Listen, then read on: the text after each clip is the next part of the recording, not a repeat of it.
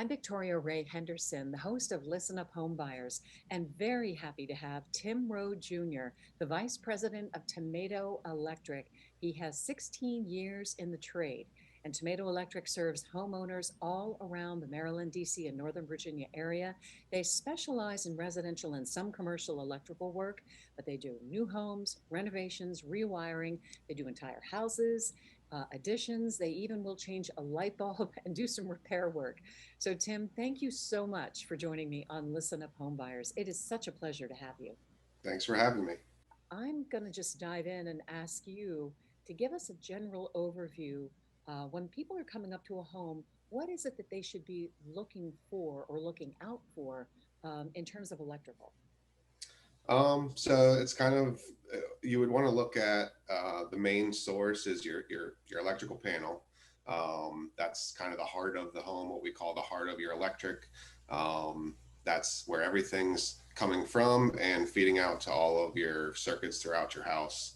So that's kind of the main point.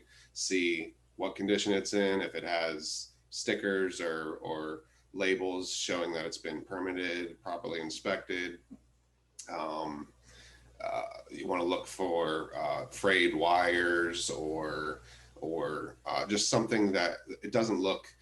There's new homes and there's older homes with different types of panels, meters. That doesn't really matter so much. It's more the condition that it's in. So you just want to take note of the wires and if they look newer, older, and that's kind of hard for some people to even know right offhand. Yeah, including me, I will be honest. Right. I mean, I have a basic understanding because I've been on a lot of home inspections. So let's start at the beginning. I Mhm. go up to a house and I see the main power source that comes from the electrical service, and here it would be Pepco, BG&E, Dominion in Virginia. So Yep. you're talking about that exterior wire. Where does the electric company, the public service electric company begin, and your house electric, begin? Where? How do I know which is which? So there's two different applications. One would be an overhead wire coming from either a pole or something overhead, um, and the other is underground. So you're looking for either a wire up top connecting to your house to what's called a point of attachment, or an underground pipe coming up to the meter base itself. You might not see any exposed wires itself, but that's where your power source starts. Okay. Um, And yeah. so that shouldn't be frayed, obviously. And I have seen it look really tattered and pulled away. Is that the power company's problem or is that the homeowner's problem? So most uh, most power companies will say anything up to the point of attachment, from the street to the point of attachment, is their responsibility. Anything from the point of attachment touching the house, on the house, the meter base, the wire, everything else is the homeowner's responsibility. So that's another thing a lot of people don't understand is they see Pepco's supplying this meter on my house and they're charging me to pay for electric, but they don't realize that that's actually your responsibility, and you have to hire an electrician to take care of any issues that might result in needing to be fixed. Okay. Okay, so now I'm going into a house and I'm thinking about houses when I'm touring with clients. And I'm walking in and I'm seeing outlets all around me. And I know what a GFCI looks like, and I want you to tell us what that is. And I also can tell, most people can tell, when there's been some electrical work. So walk me through what would be a red flag or what are red flags for you when you're going into a home. What is it that you're looking for? So a lot of the times you can kind of glance through your outlets, the receptacles on the wall. Some are the older style is the two-prong receptacle. They don't have that extra grounding receptacle or that spot for the ground. Um, so that's something that wants to be possibly addressed. Mhm. Um, And tell me why. Just give everyone the information. Why would it matter to have something grounded? So the ground is an extra protection that if there was an issue with the circuit, it's going to automatically trip that breaker that's back at your main electrical panel. Without that ground, there's no real path for electric to go back to the panel to say trip the breaker, and it could result in dangerous um, circumstances. Yeah. So you could get electric shock. You could Hmm. fry a computer. Yep, Have one of those explosive kind of moments. exactly. Yep, Okay. Okay. or damage equipment. Yes. And why are GFCIs important in kitchens and bathrooms? So GFIs are really meant to have that extra sort of quick trip protection. So if there was a fault to ground, it's gonna trip faster than a breaker would, and it's more meant for unfinished spaces, garages, unfinished basements, crawl spaces, attics. And then around water sources, you have your sinks in your kitchen and bathrooms. Um, Wet bars, anything like that should be, any countertop receptacle should be GFI protected, and any unfinished area should be GFI protected. And so if I'm in my kitchen and theoretically I, have a sink full of dishes and I Mm, drop the toaster in the sink, mm. chances are It's good. gonna, Yeah. yeah, it should trip that GFI. If the GFI is functional, it should trip that GFI instantly before you even feel anything. And that really comes to be very, very important for women in bathrooms when they're using blow dryers and things like that that could slip into a sink when it's wet or when there's water Right, in it. Yeah. Okay, tell me about some other things that I would be looking for in a home. right. I would say trying to identify what kind of wiring you have in your home, whether it's aluminum or Romex, which is like a PVC coated outer jacket. That's the newer kind of wire. In older homes, you have BX, which is an armored cable, which some have some use, well, the BX, they use the ground. The outer jacket is the actual ground to that. So there's not an actual wire for the ground. So a lot of times we may want to even replace that depending on the conditions. There's different types of BX. Some has the cloth insulation inside of it, which can deteriorate and become brittle over time. So that's something you definitely want to have someone look at. There's also cloth Go ahead, I'm sorry. There's also cloth wiring, which is more of a kind of a cloth outer jacket instead of a PVC. It looks like Romex, but it's a cloth jacket. And the same thing, it kind of deteriorates over time, and it's flagged as one of those potential fire hazard issues. Are there certain time periods when these things were used in construction? Like in the 60s, we could have expected to find this, in the 70s, this. Yeah, I would say so. Cloth wiring. I don't know the exact time frames, Right. but definitely like the 30s to the 60s was the time frame of BX and cloth wiring. So some of the cloth wiring doesn't have a ground in it. Some of it has a undersized ground. So it's kind of just, if you notice that it's not newer wiring, I would say call an electrician to at least have look at your main panel. You can tell a lot from a panel as far as how the house is wired, if the breakers are properly fused, what kind of wires in it, and just get an overall general sense of safety looking at the panel. Okay, so when I walk up to a panel in a house and I open it, I Mhm. typically see just a lot of slots with switches. Yep, I see breakers. wires, breakers, and I see wires coming out of the top. Right. Um, what am I looking at, and what would I be looking for that would be red flags in that situation? So, so I would say panels with, uh, well, today's code, you're supposed to have a main breaker in your panel to shut off your whole house with one switch. That's common practice now that we can't install anything different. Previously, you could install what's called a split bus panel, which is it has six slots at the top to shut off possible breakers below, which means it's not necessarily just one switch to shut off everything. It's potentially up to six breakers to turn off to kill power, which is pretty important if there was an issue. If you had a fire or something, that's a lot of times what the fire department will come out, and the first thing they do is pull the meter or shut off the main switch. So it's just that extra time to turn off each breaker could be hazardous. Yeah. So as far as what you're looking at the panel, you have some are old fuses where you have the screw-in fuses. That's obviously outdated and should be looked at, replaced. Breakers, there's multiple different brands, but you kind of just want to get an overall sense of does it look newer? Is there rust spots on it?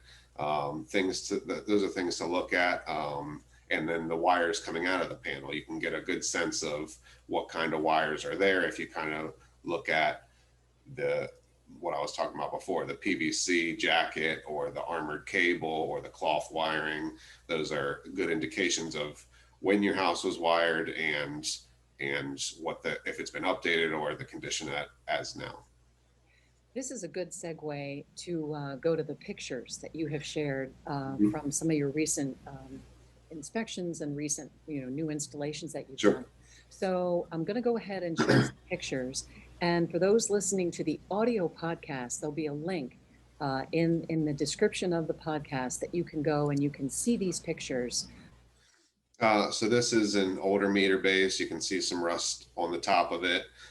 It's been there a while. The newer meter bases, they're a little bigger than this. Typically, if they're about the same size as the meter itself, it's an older meter base. Usually they're probably close to twice as big, the new ones. Right. Also, what you can see is if you look at the wire itself coming in and out of the meter base, you can see that the wire is frayed. The jacket has kind of been deteriorated by the sun and weather. So that's something that it's about time to replace it and upgrade the service to be proper and adequate so that you don't have any issues with power loss or potential fire issues with that. Now, would this be the public service company replacing this? So anything that touches the house again would be the responsibility of the owner. So even though I know it's on the top side of the meter, it goes probably up to an overhead service, but the electrical company would be responsible, or homeowner would be responsible to pay an electrical company to replace this wire up to that point of attachment. All right, that's picture number one. What are we looking at in picture number two? So that is a new install done by us. It was either to replace an existing service or upgrade an existing service. It looks like either a 350 or a 400 amp service. So this is kind of newer wiring and neat and tidy, everything over here on the side. Yeah, and that's ideally that's what a panel should look like on the inside. It's not always practical, especially with dealing with when you're replacing wires, older wires. You can't always get it to line up like that, but when running new wires, it's nice to be able to keep everything nice, clean, and be able to, for the next person to come in to work on it and physically see what's going on. Yeah, good job. Oh boy. Okay, what are we looking at here? So this is a fuse panel. It's got the screw-in type fuses. It's an older style, and so instead of circuit breakers that you can manually turn on and off, there's fuses in this panel. They will trip if there's an issue in your house, but every time they trip, then you have to replace the fuse. They're bad after a trip. Okay. So you can't just reset it. You have to have replacement fuses on hand. The connections, the terminations are not real tight on these, so eventually they do wear out and go bad, and that's why a lot of fuse panels have just been kind of put off as obsolete. How about right now, if my client is buying a house and I open up the panel and see this, I mean, everything is fixable, right? But how scary is this? I mean, is the house safe with this kind of wiring? So the wiring itself, it kind of depends on the wiring itself behind the wall and in the panel. Um, uh, the safetiness of the fuse panel, yes, I would say you should replace it. This looks so familiar to me. I see this all the time. What are we looking at? Yep. So that is again a split bus panel. It has no main breaker. The top 6 spaces are for your main shutoffs. You can see that uh, the the breakers, if you shut off all the top breakers, it would kill power to below. Um, but it's still an older style panel. Should be updated with a newer main breaker, so you have one switch to turn off the main if there was an issue. What I would want to mention here is the type of wires going into it. You can see that it's all the PVC coated jacket. It's obvious to me it's newer wiring. Everything looks nice, tidy, neat going into the panel. And that kind of just gives you an idea as to the workmanship that was done on the job. It's if it's nice and tidy on the outside, it's probably nice and tidy on the inside. It's probably looking good throughout the entire house. Okay. It doesn't always reflect that, but it gives you a good sense of who did the wiring and the workmanship behind it. Okay. Is it imperative that we see a sticker on this panel that says the work was done by a licensed electrician? Yep, that's correct. And that's pretty common. They're not always left on the panel, but if an inspection did happen, most of the time the past sticker and a date signed by an inspector is put directly on the panel to reflect what was done, whether it was a heavy up or a panel change or maybe even other wiring throughout the house. Yeah.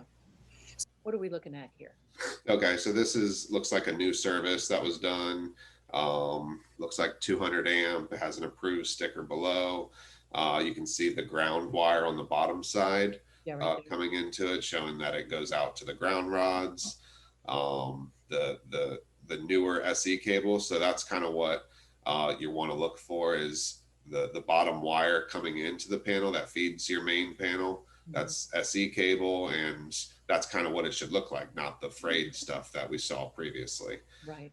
That's got the good outer jacket, PVC coated, that's UV light resistant, and it's just a better grade wire than what they used to have. If you do see rust in your panel, I would consult somebody who's more professional in like waterproofing company, something like that, to make sure that the at least water issue has been resolved.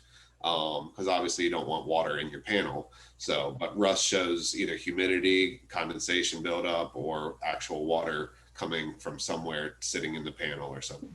What are we looking at here, Tim? So this is an example of cloth wiring. The more middle ones, the black one is a Romex type wire, so it's got that PVC coating on the outside, kind of better protects the wire.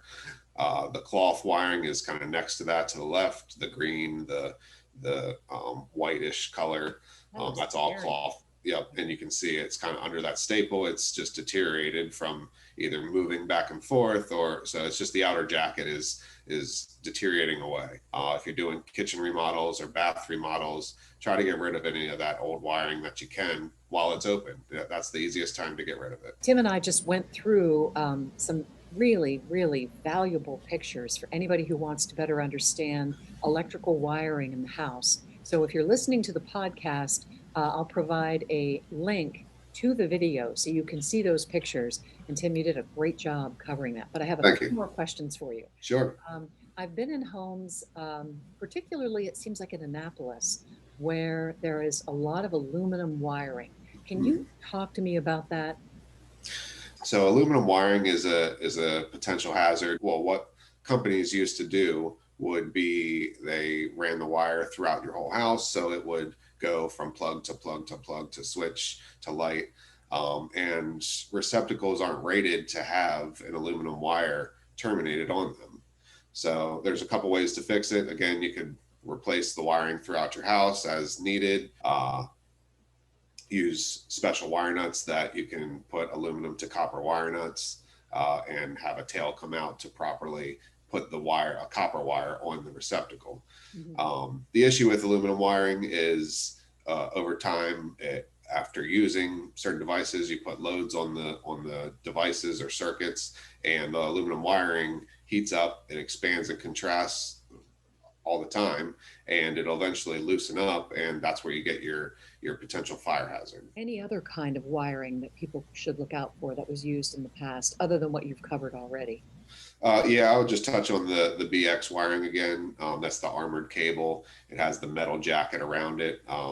There's two types pretty much of BX wiring. The cloth wiring that's actually inside there, which again, it becomes brittle and deteriorates over time. I've been to jobs where you touch it and it kind of just crumbles in your hand. There's also the some BX wire has a PVC coating of insulation on it. So those, it's still not ideal. It doesn't have that extra ground wire in it, but it does use the outer jacket. So as long as your outlets are properly grounded, it should give you that protection of ground. Maryland passed a law a few years ago saying you have to have a certain amount of smoke detectors in your house. And if you didn't, you need to install at least the 10-year sealed battery smoke detectors in the appropriate locations. The locations are for code purposes. It's one on each living level and one in each bedroom. If you're wiring a house today, they all would need to be interlinked, but they kind of base it on when the house was built, what you have currently, and then bring it up to at least the minimum of today's standard, which is putting some sort of smoke detector in there. Tim Rode Jr. is the vice president of Tomato Electric. He has 16 years in the trade. And Tim, thank you so much for joining me on Listen Up Homebuyers. It's been a real pleasure. It was my pleasure. Thank you for having me.